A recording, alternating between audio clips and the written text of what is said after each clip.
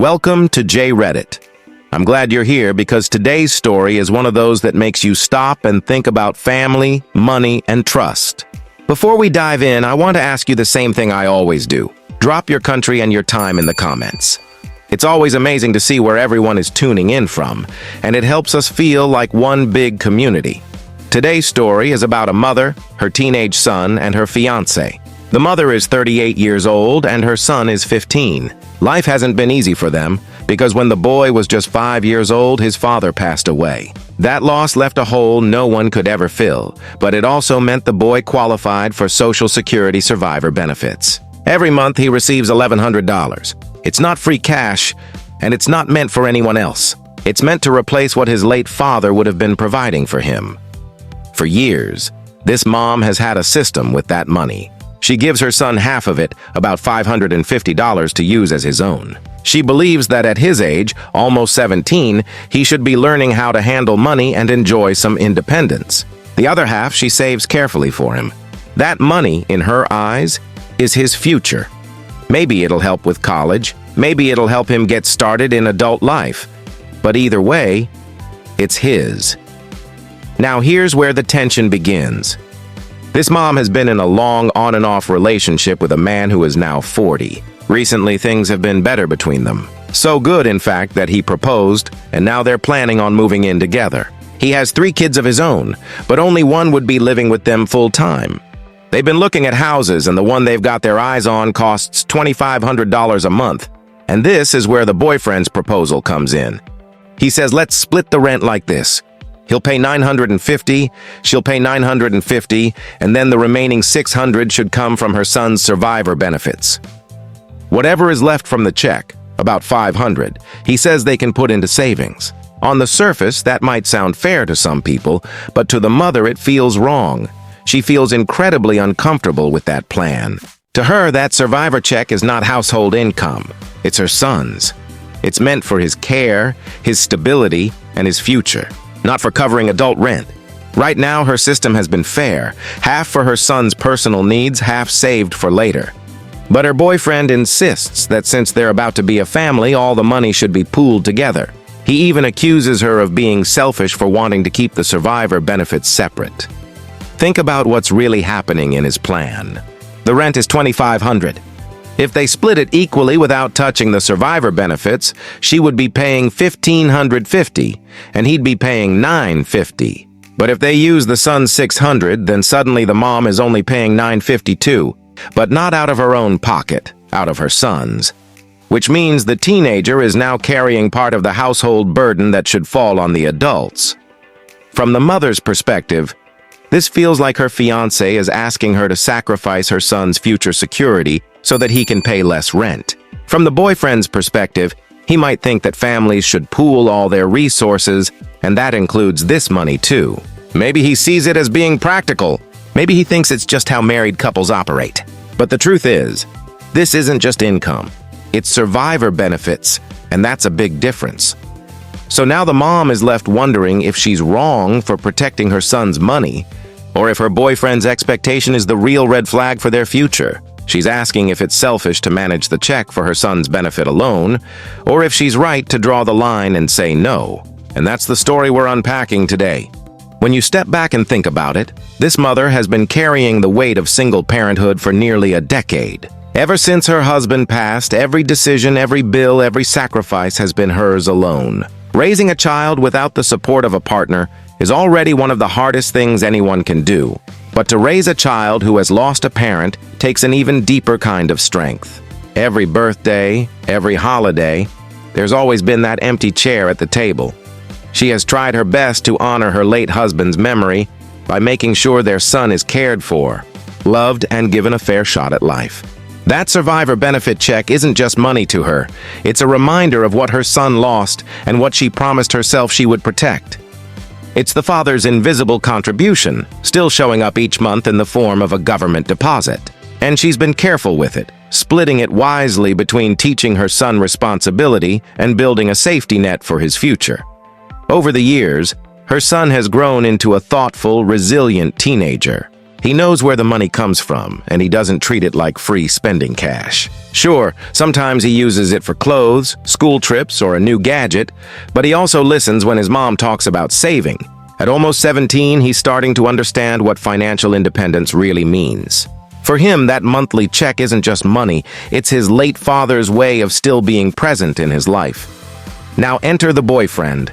He's been in and out of this mom's life for years. Their relationship hasn't been a straight line. It's been full of pauses, arguments, reconciliations, and new starts. But this time, it feels different.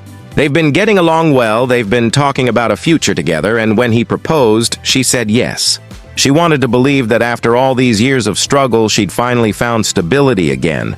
But stability isn't just about love. It's about trust, and it's about money. When you blend families, you blend financial realities, and that's where the cracks start to show. He has 3 kids of his own. Only one will live with them full-time, but even so, kids come with expenses: food, clothes, activities, medical costs. And while she doesn't resent that, she's starting to see the weight of what blending families really means. When he suggested using part of her son's survivor benefits to cover rent, her heart sank.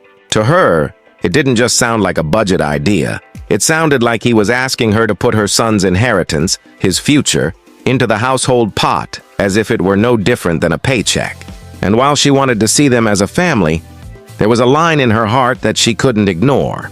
Family should protect children, not lean on them to pay the bills. She tried to explain this to him. She told him how important it was for her son to have access to that money, to feel like some of it was his to manage, and to know that the rest was being saved for his future. But the boyfriend didn't see it the same way. To him, family means pooling resources. He told her she was being selfish, that she wasn't thinking of the bigger picture. But deep down, she wondered, was he really thinking about the bigger picture, or just about lowering his own financial responsibility? That question has been haunting her, because it's not just about $600. It's about the principle. If he's willing to count her son's survivor benefits as part of the budget now, what's next? Would he expect her to use that money for groceries? For utilities? For vacations? Where does the line get drawn? For her son, who's already been through the trauma of losing his father, this could feel like losing part of his father's support all over again. And for her, the thought of watching her fiancé treat her son's money like it's just another household resource feels like a betrayal. This is where the conflict becomes more than just math. It becomes about values. On one hand, you have a mother who sees that money as sacred, set apart for her son's well-being. On the other, you have a man who sees that money as part of a shared future, one where mine and yours are supposed to turn into ours.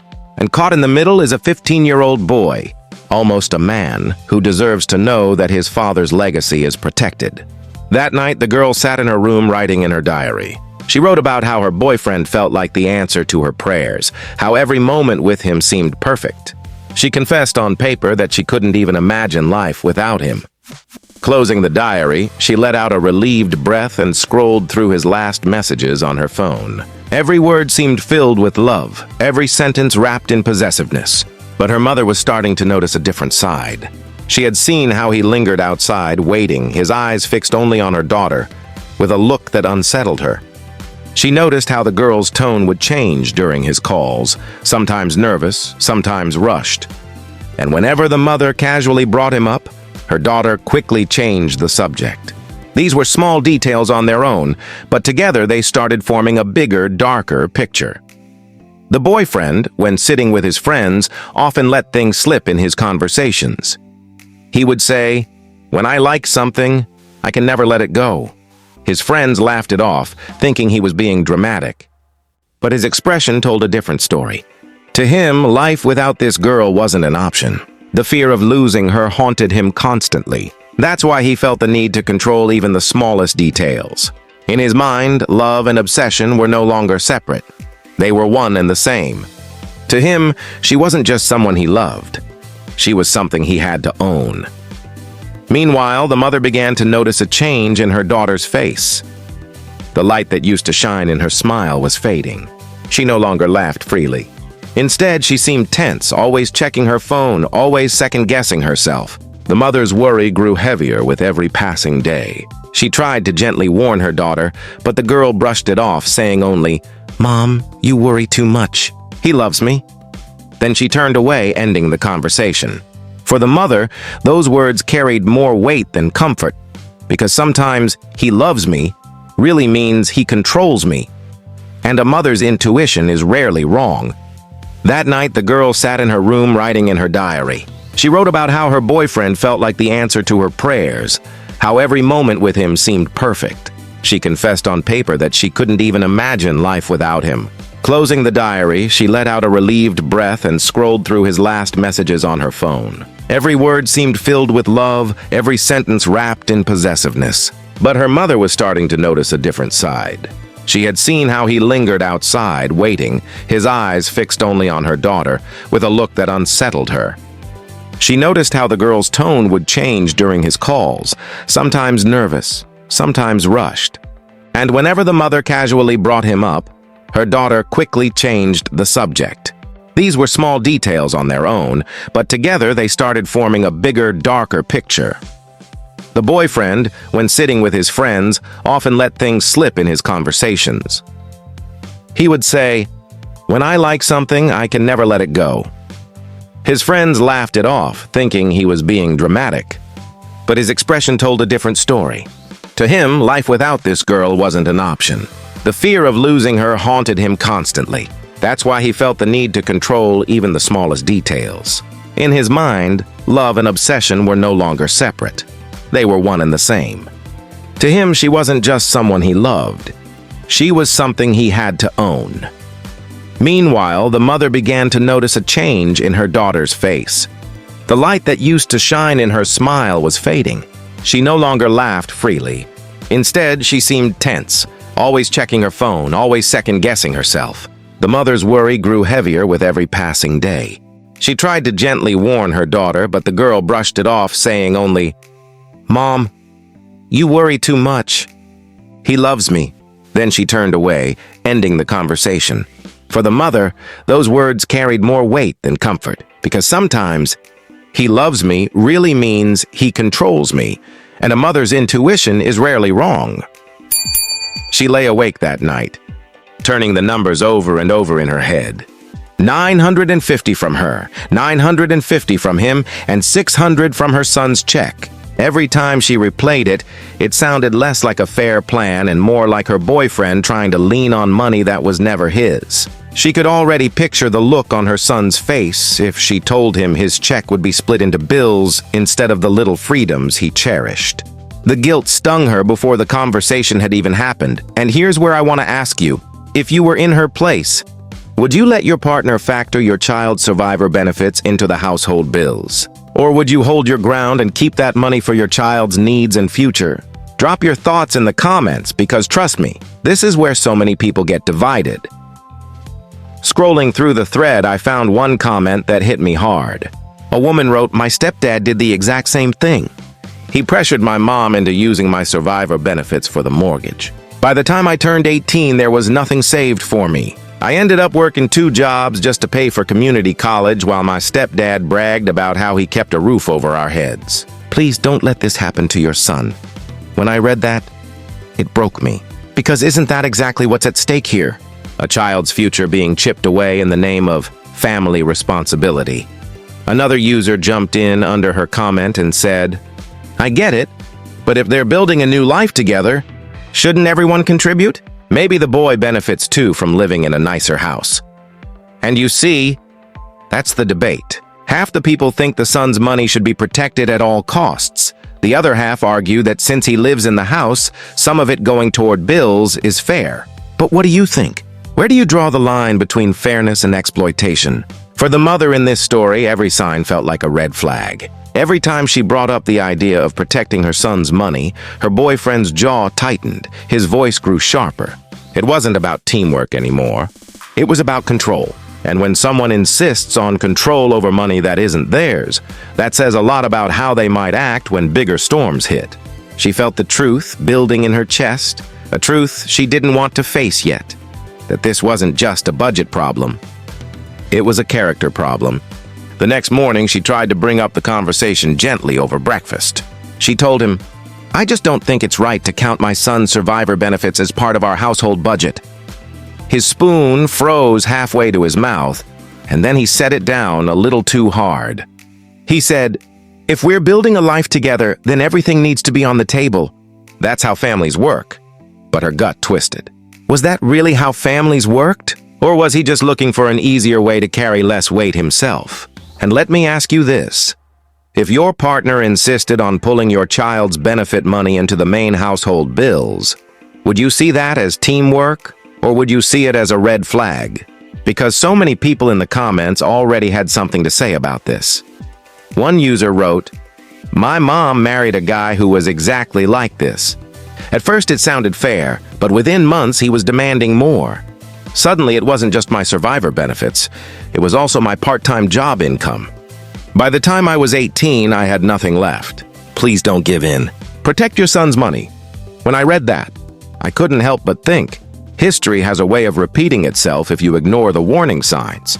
Another comment came in from a father who said, "Look, I raised 3 kids with my second wife, and one of them was hers from a previous marriage. That boy had survivor benefits from his dad, too. You know what we did? We never touched a single dime of it, because that money wasn't ours, it was his. That child already lost a father. Why should he lose his future security, too?" I think that's a perspective worth pausing on. Don't you? But then, there are always people on the other side of the fence. A user chimed in, "I don't see the problem. The son lives in the house. He uses the water, the electricity, the food. Why shouldn't part of his check go toward the expenses he directly benefits from?" And here's where I want your input. Do you think that's fair reasoning?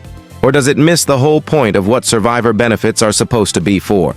The mother in this story didn't need Reddit to confirm her instincts, though. Deep down, she already knew this wasn't about the budget. This was about values.